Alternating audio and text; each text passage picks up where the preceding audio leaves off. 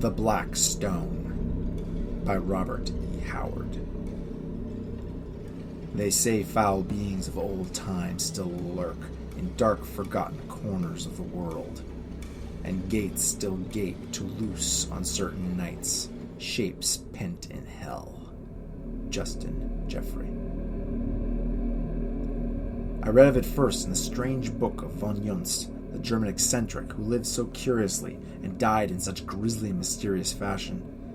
It was my fortune to have access to his nameless cults in the original edition, the so-called Black Book, published in Dusseldorf in 1839, shortly before a hounding doom overtook the author.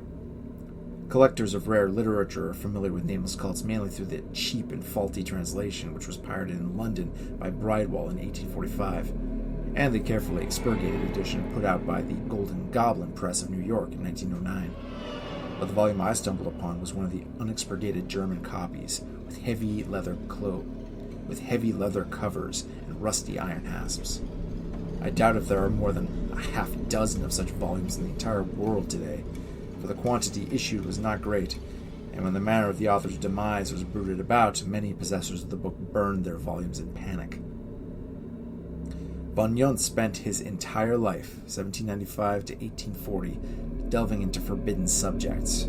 He traveled in all parts of the world, gained entrance into innumerable secret societies, and read countless little-known and esoteric books and manuscripts in the original. And in the chapters of the Black Book, which range from startling clarity of exposition to murky ambiguity, there are statements and hints to freeze the blood of thinking man. Reading what von Junst dared put in print rouses uneasy speculations as to what it was he dared not tell.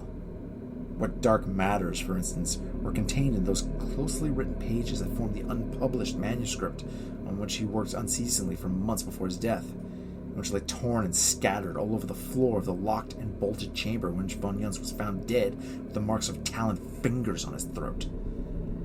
They will never be known, for the author's closest friend, the Frenchman Alexis Ledoux, after having spent a whole night piecing the fragments together and reading what was written, burnt them to ashes and cut his own throat with a razor.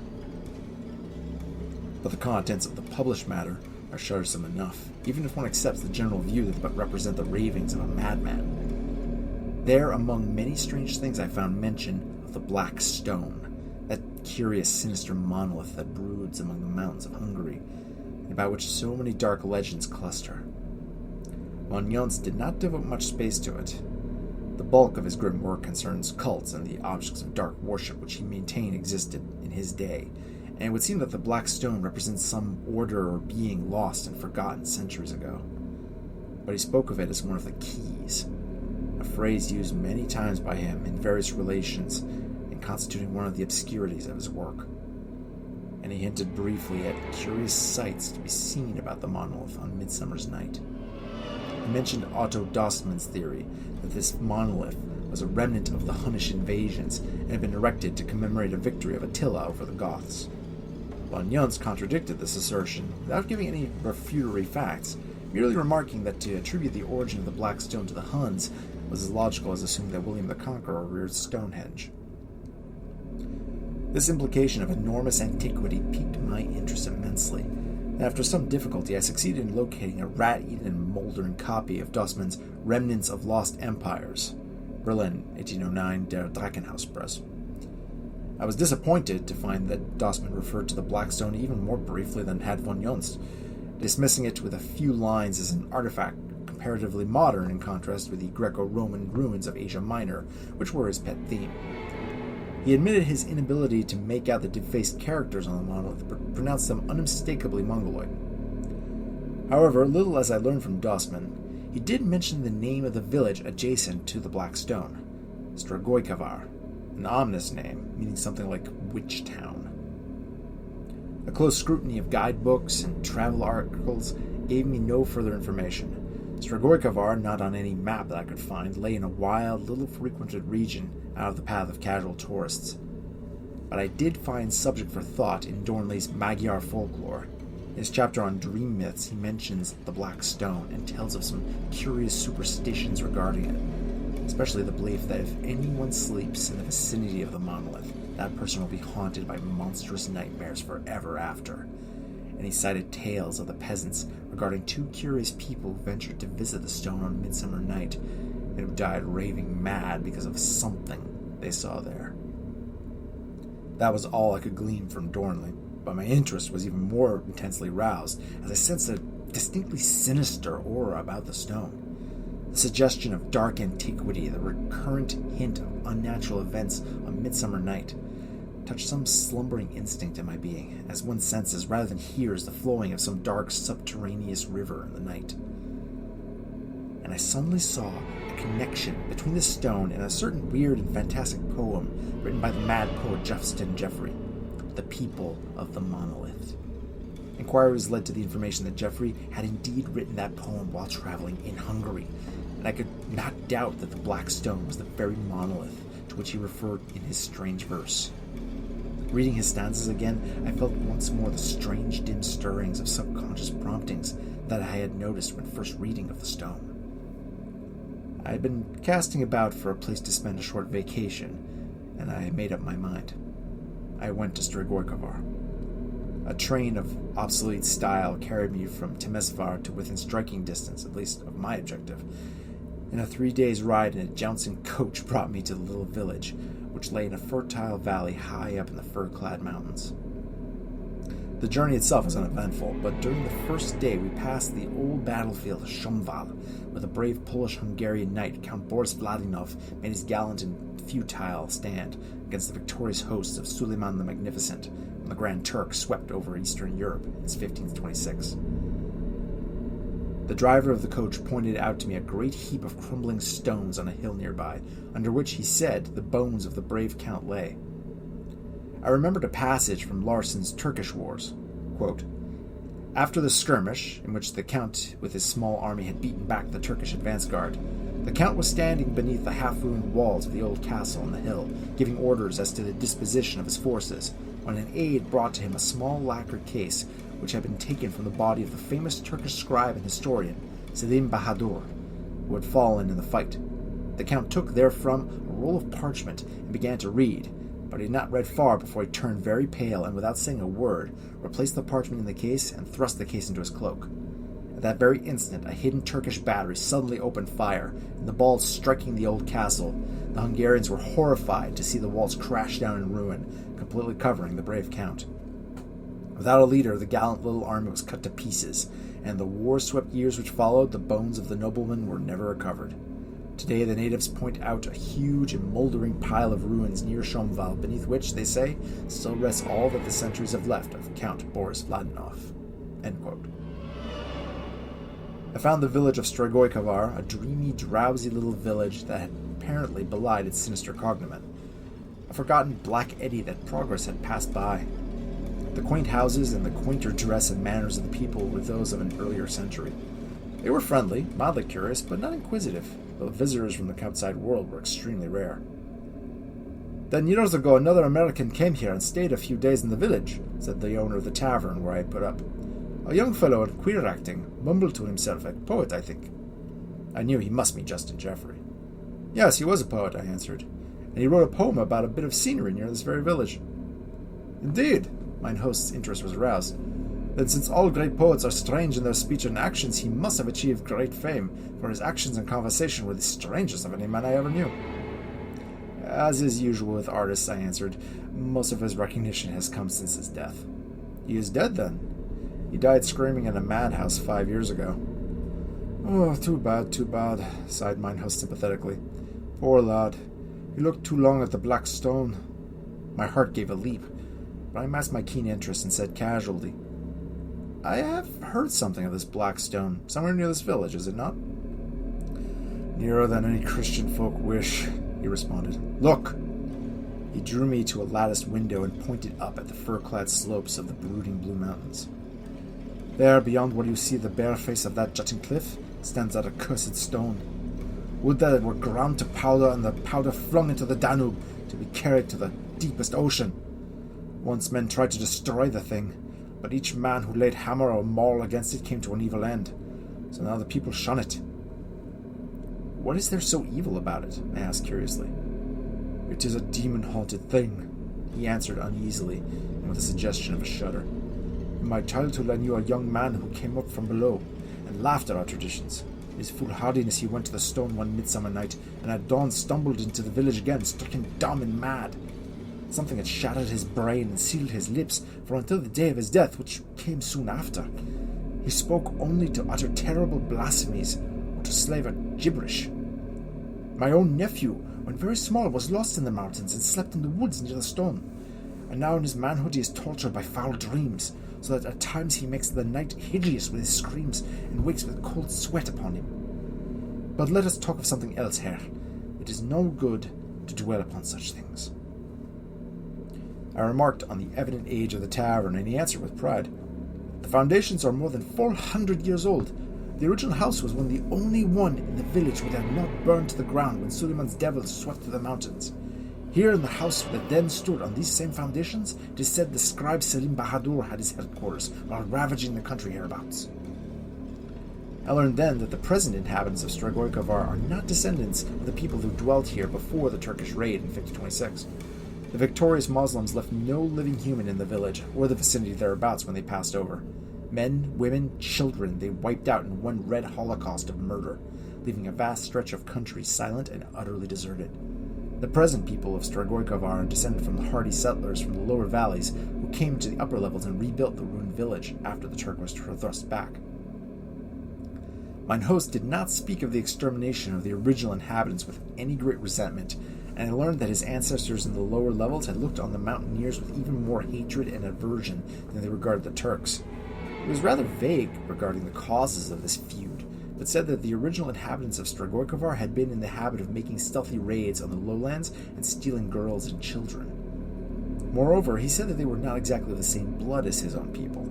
The sturdy original Magyar Slavic stock had mixed and intermarried with a degraded aboriginal race, until the breeds had blended, producing an unsavory amalgamation. Who these aborigines were, he had not the slightest idea, but maintained that they were pagans, and had dwelt in the mountains since time immemorial, before the coming of the conquering peoples. I attached little importance to this tale, seeing it merely a parallel to the amalgamation of Celtic tribes with Mediterranean aborigines in the Galloway Hills, with the resulting mixed race which, as Picts, has such an extensive part in Scotch legendary. Time has a curiously foreshortening effect on folklore, and just as tales of the Picts became intertwined with legends of an older Mongoloid race, so that eventually the Picts were ascribed the repulsive appearance of the squat primitives, whose individuality merged in the telling into Pictish tales, and was forgotten. So I felt the supposed inhuman attributes of the first villagers of Strevoicavar could be traced to older, outworn myths with invading Huns and Mongols. The morning after my arrival, I received directions from my host, who gave them worriedly, and set out to find the Black Stone. A few hours' tramp up the fir-covered slopes brought me to the face of the rugged, solid stone cliff which jutted boldly from the mountainside. A narrow trail wound up it, and mounting this, I looked out over the peaceful valley of Strevoicavar, which seemed to drowse, guarded on either hand by the great blue mountains. No huts or any sign of human tenancy showed between the cliff whereupon I stood and the village. I saw numbers of scattering farms in the valley, but all lay on the other side of Strevoicavar, which itself seemed to shrink from the brooding slope which masked the Black Stone. The summit of the cliffs proved to be a sort of thickly wooded plateau. I made my way through the dense growth for a short distance and came into a wide glade, and in the center of the glade reared a gaunt figure of black stone. It was octagonal in shape, some 16 feet in height and about 1.5 feet thick. It had once evidently been highly polished, but now the surface was thickly dinted as if savage efforts had been made to demolish it. But the hammers had done little more than to flake off small bits of stone and mutilate the characters, which had once evidently marched in a spiraling line round and round the shaft to the top. Up to 10 feet from the base, these characters were almost completely blotted out, so it was very difficult to trace the direction. Higher up they were plainer, and I managed to squirm part of the way up the shaft and scan them at close range. All were more or less defaced, but I was positive they symbolized no language now remembered on the face of the earth. I am fairly familiar with all hieroglyphics known to researchers and philologists, and I can say with certainty that those characters were like nothing of of which I had ever read or heard. The nearest approach to them that I ever saw were some crude scratches on a gigantic and strangely symmetrical rock in a lost valley of Yucatan. I remember that when I pointed out these marks to the archaeologist who was my companion, he maintained that they were either represented natural weathering or the idle scratchings of some Indian. To my theory that the rock was really the base of a long-vanished column, he merely laughed, calling my attention to the dimensions of it, which suggested, if it were built with any natural rules of architectural symmetry, a column 1,000 feet high, but I was not convinced. I will not say that the characters on the black stone were similar to those of that colossal rock in Yucatan, but one suggested the other. As to the substance of the monolith, again I was baffled. The stone of which it was composed was a dully gleaming black, whose surface, where it was not dented and roughened, created a curious illusion of semi-transparency. I spent most of the morning there and came away baffled.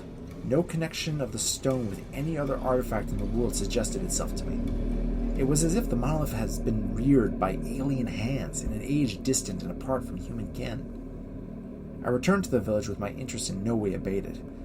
Now that I had seen the curious thing, my desire was still more keenly whetted to investigate the matter further, and seek to learn by what strange hands and for what strange purpose the black stone had been reared in the long ago. I sought out the tavern keeper's nephew, and questioned him in regards to his dreams, but he was vague, though willing to oblige. He did not mind discussing them, but was unable to describe them with any clarity. Though he dreamed the same dreams repeatedly, and though they were hideously vivid at the time, they left no distinct impression on his waking mind. He remembered them only as chaotic nightmares through which huge whirling fires shot lurid tongues of flame, and a black drum bellowed incessantly. One thing only he clearly remembered. In one dream he had seen the black stone not on the mountain slope, but set like a spire on a colossal black castle. As for the rest of the villagers, I found them not inclined to talk about the stone, with the exception of the schoolmaster, a man of surprising education, who spent much more of his time out in the world than any of the rest. He was much interested in that I told him of von Jont's remarks about the stone, and warmly agreed with the German author in the alleged age of the monolith. He believed that a coven had once existed in the vicinity, and that possibly all of the original villagers had been members of that fertility cult, which once threatened to undermine European civilization and gave rise to the tales of witchcraft. He cited the very name of the village to prove his point. It had not been originally named Strevoicavar, he said. According to legends, the builders had called it Xulthan, which was the aboriginal name of the site on which this village had been built many centuries ago. This fact rooted again an indescribable feeling of uneasiness. The barbarous name did not suggest a connection with any Scythic, Slavic, or Mongolian race to which the aboriginal people of these mountains would, under natural circumstances, have belonged. That the Magyars and Slavs of the lower valleys believed the original inhabitants of the village to be members of the witchcraft cult was evident, the schoolmaster said, by the name they gave it, which name continued to be used even after the older settlers had been massacred by the Turks, and the village rebuilt by a cleaner and more wholesome breed. He did not believe that the members of the cult erected the monolith, but he did believe that they used it as a center of their activities, and repeating vague legends which had been handed down since before the Turkish invasion, he advanced the theory that the degenerate villagers had used it as a sort of altar in which they had offered human sacrifices, using as victims the girls and babies stolen from his own ancestors in the lower valleys. He discounted the myths of weird events on midsummer nights, as well as a curious legend of a strange deity which the witch people of Xulthan were said to have invoked with chants and wild rituals of flagellation and slaughter. He had never visited the stone on Midsummer Night, he said, but he would not fear to do so. Whatever had existed or taken place there in the past had been long engulfed in the mists of time and oblivion. The black stone had lost its meaning save as a link to a dead and dusty past. It was while returning from a visit with the schoolmaster one night about a week after my arrival in Strevoicavar that a sudden recollection struck me. It was Midsummer Night, the very time that the legends linked with grisly implications to the black stone. I turned away from the tavern and strode swiftly through the village. Strevoicavar lay silent, the villagers retired early. I saw no one as I passed rapidly out of the village and up into the firs which masked the mountain slopes with whispering darkness. A broad silver moon hung above the valley, flooding the crags and slopes with a weird light and etching the shadows blackly. No wind blew through the firs, but a mysterious, intangible rustling and whispering was abroad. Surely on such nights in past centuries, my whimsical imagination told me, naked witches astride magic broomsticks had flown across this valley, pursued by jeering demoniac familiars. I came to the cliffs and was somewhat disquieted to note that the elusive moonlight lent them a subtle appearance I had not noticed before. In the weird light, they appeared less like natural cliffs and more like the ruins of Cyclopean and Titan-reared battlements jutting from the mountain slope. Shaking off this hallucination with difficulty, I came upon the plateau and hesitated a moment before I plunged into the brooding darkness of the woods. A sort of breathless tenseness hung over the shadows, like an unseen monster holding its breath lest it scare away its prey. I shook off the sensation, a natural one, considering the eeriness of the place and its evil reputation. I made my way through the wood, experiencing a most unpleasant sensation that I was being followed. And halting once, sure that something clammy and unstable had brushed against my face in the darkness. I came out into the glade and saw the tall monolith rearing its gaunt height above the sward. At the edge of the woods on the right side toward the cliffs was a stone which formed a sort of natural seat. I sat down, reflecting that it was probably while there that the mad poet Justin Jeffrey had written his fantastic People of the Monolith. Mine host thought that it was the stone which had caused Jeffrey's insanity, but the seeds of madness had been sown in the poet's brain long before he ever came to Strevoicavar. A glance at my watch showed that the hour of midnight was close at hand. I leaned back, waiting whatever ghostly demonstration might appear. A thin night wind started up among the branches of the firs, with an uncanny suggestion of faint, unseen pipes whispering an eerie and evil tune. The monotony of the sound and my steady gazing at the monolith produced a sort of self-hypnosis upon me. I grew drowsy. I fought this feeling, but sleep stole on me in spite of myself. The monolith seemed to sway and dance, strangely distorted to my gaze. And then I slept. I opened my eyes and sought to rise, but lay still, as if an icy hand gripped me helpless. Cold terror stole over me. The glade was no longer deserted. I was thronged by a silent crowd of strange people, and my distended eyes took in strange barbaric details of costume, which my reason told me were archaic and forgotten even in this backward land. Surely, I thought, these are villagers who have come here to hold some fantastic conclave.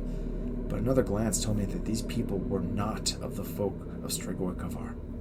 They were a shorter, more squat race whose brows were lower, whose faces were broader and duller. Some had Slavic or Magyar features, but those features were degraded as from a mixture of some baser alien strain I could not classify. Many wore the hides of wild beasts, and their whole appearance, both men and women, was one of sensual brutishness. They terrified and repelled me, but they gave me no heed.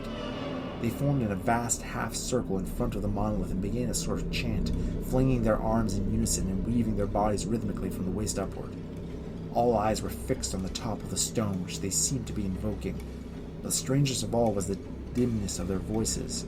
Not 50 yards from me, hundreds of men and women were unmistakably lifting their voices in a wild chant. Yet those voices came to me as a faint, indistinguishable murmur, as if from across vast leagues of space or time. Before the monolith stood a sort of brazier from which a vile, nauseous yellow smoke billowed upward, curling curiously in an undulating spiral around the black shaft like a vast, unstable serpent. On one side of this brazier lay two figures, a young girl stark naked and bound hand and foot, and an infant, apparently only a few months old. On the other side of the brazier squatted a hideous old hag with a queer sort of black drum on her lap. This drum she beat with slow, light blows of her open palms, but I could not hear the sound. The rhythm of the swaying bodies grew faster. Into the space between the people and the monolith sprang a naked young woman, her eyes blazing, her long black hair flying loose. Spinning dizzily on her toes, she whirled across the open space and fell prostrate before the stone, where she lay motionless. The next instant, a fantastic figure followed her, a man from whose waist hung a goat skin, and whose features were entirely hidden by a sort of mask made from a huge wolf's head, so that he looked like a monstrous nightmare being, horribly compounded of elements both human and bestial. In his hand he held a bunch of long fur switches bound together at the larger ends, and the moonlight glinted on a chain of heavy gold looped around his neck. A smaller chain, depending from it, suggested a pendant of some sort, but this was missing. The people tossed their arms violently and seemed to redouble their shouts as this grotesque creature loped across the open space with many a fantastic leap and caper. Coming to the woman who lay before the monolith, he began to slash her with the switches he bore, and she leaped up and spun into the wild mazes of the most incredible dance I have ever seen. And her tormentor danced with her, keeping the wild rhythm matching her every whirl and bond, while incessantly raining cruel blows on her naked body. And at every blow he shouted a single word over and over, and all the people shouted it back. I could see the workings of their lips, and now the faint, far-off murmur of their voice merged and blended into one distant shout, repeated over and over with slobbering ecstasy. But what that one word was, I could not make out. In dizzy whirls spun the wild dancers, while the lookers-on, standing still in their tracks, followed the rhythm of their dance with swaying bodies and weaving arms. Madness grew in the eyes of the capering votaress and was reflected in the eyes of the watchers. Wilder and more extravagant grew the whirling frenzy of that mad dance. It became a bestial and obscene thing, while the old hag howled and battered the drum like a crazy woman, and the switches cracked out a devil's tune. Blood trickled down the dancer's limb, but she seemed not to feel the lashing, save as a stimulus for further enormities of outrageous motion.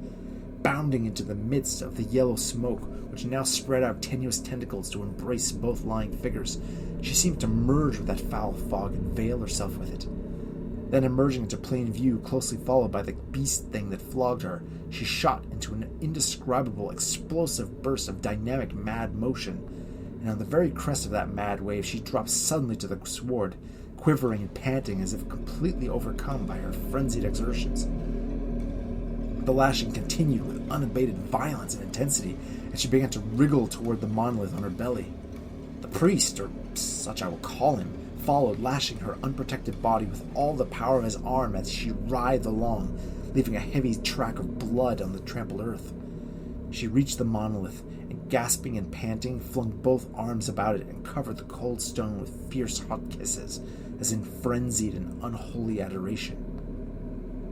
The fantastic priest bounded high in the air, flinging away the red-dabbled switches, and the worshippers, howling and foaming at the mouths, turned on each other with tooth and nail, rending one another's garments and flesh in a blind passion of bestiality. The priest swept up the infant with a long arm, and shouting again that name, whirled the wailing babe high in the air and dashed its brains out against the monolith, leaving a ghastly stain on the black surface. Cold with horror, I saw him rip the tiny body open with his bare, bruised fingers and fling handfuls of blood on the shaft, then toss the red and torn shape into the brazier, extinguishing flame and smoke in a crimson rain, while the maddened brutes behind him howled over and over that name. Then suddenly they all fell prostrate, writhing like snakes, while the priest flung wide his gory hands as in triumph. I opened my mouth to scream my horror and loathing, but only a dry rattle sounded. A huge, monstrous, toad-like thing squatted on top of the monolith. I saw its bloated, repulsive, and unstable outline against the moonlight, and set in what would have been the face of a natural creature, its huge blinking eyes which reflected all the lust, abysmal greed, obscene cruelty, and monstrous evil that has stalked the sons of men since their ancestors moved blind and hairless from the tree tops. In those grisly eyes were mirrored all the unholy things and vile secrets that sleep in the cities under the sea, and that skulk from the light of day in the blackness of primordial caverns. And so that ghastly thing that the unholy ritual of cruelty and sadism and blood had evoked from the silence of the hills leered and blinked down on its bestial worshippers, who groveled in abhorrent abasement before it. Now the beast-masked priest lifted the bound and weakly writhing girl in his brutish hands and held her up toward the horror on the monolith. And as that monstrosity sucked in its breath lustfully and slobberingly, something snapped in my brain, and I fell into a merciful faint. I opened my eyes on a still white dawn. All events of the night rushed back on me, and I sprang up, then stared about me in amazement. The monolith brooded gaunt and silent above the sward which waved green and untrampled in the morning breeze. A few quick strides took me across the glade. Here had the dancers leaped and bounded until the ground should have been trampled bare, and here had the votaress wriggled her painful way to the stone, streaming blood on the earth. But no drop of crimson showed on the uncrushed sward. I looked shudderingly at the side of the monolith against which the bestial priest had brained the stolen baby, but no dark stain nor grisly clot showed there. A dream. It had been a wild nightmare, or else I shrugged my shoulders. What vivid clarity for a dream! I returned quietly to the village and entered the inn without being seen, and there I sat meditating over the strange events of the night. More and more I was prone to discard the dream theory. That what I had seen was illusion, and without material substance was evident, but I believed that I had looked on the mirrored shadow of a deed perpetrated in ghastly actuality in bygone days. But how was I to know? What proof to show that my vision had been a gathering of foul specters rather than a mere nightmare originating in my own brain? As if for answer, a name flashed into my mind: Selim Bahadur. According to legend, this man, who had been a soldier as well as a scribe, had commanded that part of Suleiman's army which had devastated Strevoicavar. It seemed logical enough, and if so, he had gone straight from the blotted-out countryside to the bloody field of Shomval and his doom. I sprang up with a sudden shout. That manuscript, which was taken from the Turk's body, and which Count Boris shuddered over, might it not contain some narration of what the conquering Turks found in Strevoicavar? What else could have shaken the iron nerves of the Polish adventurer? And since the bones of the Count had never been recovered, what more certain than the lacquered case, with its mysterious contents, still lay hidden beneath the ruins that covered Boris Vladimov? I began packing my bag with fierce haste. 3 days later found me ensconced in a little village a few miles from the old battlefield, and when the moon rose I was working with savage intensity on the great pile of crumbling stone that crowned the hill. It was back-breaking toil. Looking back now, I cannot see how I accomplished it, though I labored without pause from moonrise to dawn. Just as the sun was coming up, I tore aside the last tangles of stone and looked on all that was mortal of Count Boris Vladimov, only a few pitiful fragments of crumbling bone, and among them, crushed out of all original shape, lay a case whose lacquered surface had kept it from complete decay throughout the centuries. I seized it with frenzied eagerness, and piling back some of the stones on the bones, I hurried away, for I did not care to be discovered by the suspicious peasants in an act of apparent desecration. Back in my tavern chamber, I opened the case and found the parchment comparatively intact, and there was something else in the case, a small, squat object wrapped in silk. It was wild to plumb the secrets of those yellow pages, but weariness forbade me. Since leaving Strevoicavar, I had hardly slept at all, and the terrific exertions of the previous night combined to overcome me. In spite of myself, I was forced to stretch myself on my bed, nor did I awake until sundown. I snatched a hasty supper, and then in the light of the flickering candle I set myself to read the neat Turkish characters that covered the parchment. It was difficult work, for I am not deeply versed in the language, and the archaic style of the narrative baffled me. But as I toiled through it, a word or a phrase here or there leaped at me, and a grimly growing horror shook me in its grip. I bent my energies fiercely to the task, and as the tale grew clearer and took more tangible form, my blood chilled in my veins, my hair stood up, and my tongue clove to my mouth. All external things partook of the grisly madness of that infernal manuscript until the night sounds of insects and creatures in the woods took the form of ghastly murmurings and stealthy treadings of ghoulish horrors, and the sighing of the night wind changed to tittering obscene gloating of evil over the souls of men. At last, when gray dawn was stealing through the lattice window, I laid down the manuscript and took up and unwrapped the thing in the bit of silk. Staring at it with haggard eyes, I knew the truth of the matter was clinched. Even had it been possible to doubt the veracity of that terrible manuscript. Yet I replaced both obscene things in the case, nor did I rest or sleep or eat until that case containing them had been weighted with stones and flung into the deepest current of the Danube, which God grant carried them back into the hell from which they came. It was no dream, I dreamed on midsummer midnight in the hills above Strevoicavar. Well for Justin Jeffrey that he tarried there only in the sunlight and went his way, for had he gazed upon that ghastly conclave, his mad brain would have snapped before it did. How my own reason held, I do not know. No, it was no dream. I gazed upon a foul rout of votaries long dead, come up from hell to worship as of old, ghosts that bowed before a ghost. For hell had long claimed their hideous god.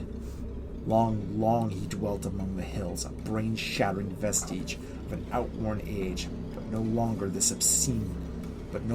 obscene talons clutch for the souls of living men. And his kingdom is a dead kingdom, peopled only by the ghosts of those who served him in his lifetime and theirs. By what foul alchemy or godless sorcery the gates of hell are opened on that one eerie night, I do not know, but mine own eyes have seen. And I know I looked on no living thing that night, for the narrative written by the careful hand of Selim Bahadur narrated at length what he and his raiders found in the valley of Strevoicavar. And I read set down in detail the blasphemous obscenities that torture wrung from the lips of screaming worshippers. And I read, too, of the lost, grim black cavern high in the hills, where the horrified Turks hemmed a monstrous, bloated, wallowing toad-like being and slew it with flame and ancient steel blessed in old times by Muhammad, and with incantations that were old when Arabia was young. And even staunch old Selim's hand shook as he recorded the cataclysmic, earth-shaking death howls of the monstrosity, which died not alone, for a half-score of his slayers perished with him, in ways that Selim would not and could not describe.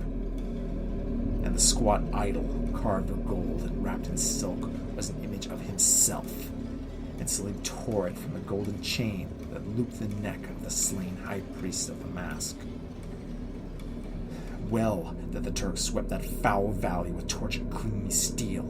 Such sights as those brooding mountains have looked on belong to the darkness and abysses of lost eons. No, it is not fear of the toad thing that makes me shudder in the night. He is made fast in hell with his nauseous horde, freed only for an hour on the most weird night of the year, as I have seen, and of his worshippers, none remain. But it is the realization that such things once crouched beast-like above the souls of men which brings cold sweat to my brow, and I fear to peer again to the leaves of von Yun's abomination. For now I understand his repeated phrase of keys, keys to outer doors, links with an abhorrent past, and who knows, an abhorrence of abhorrent spheres of the present. I understand why the cliffs look like battlements in the moonlight, and why the tavern keeper's nightmare-haunted nephew saw in his dream the black stone like a spire on a cyclopean black castle. If men ever excavate among those mountains, they may find incredible things below those masking slopes, for the cave wherein the Turks trapped the thing was not truly a cavern, and I shudder to contemplate the gigantic gulf of eons which must stretch between this age and the time when the earth shook itself and reared up, like a wave, those blue mountains that rising enveloped unthinkable things. May no man ever seek to uproot that ghastly spire men call the Black Stone. A key, aye, it is a key, symbol of a forgotten horror. That horror has faded into the limbo from which it crawled loathsomely in the black dawn of the earth. But what of the other fiendish possibilities hinted at by von Yunz? What of the monstrous hand which strangled out his life? Since reading what Selim Bahadur wrote, I can no longer doubt anything in the Black Book. Man was not always master of the earth, and is he now? And the thought recurs to me. If such a monstrous entity as the master of the monolith somehow survived its own unspeakably distant epoch so long, what nameless shapes may even now lurk in the dark places of the world? This has been The Black Stone by Robert E. Howard. First published in 1931 in the November issue of Weird Tales. I've been Zero Sum. Thank you for watching. Happy Halloween.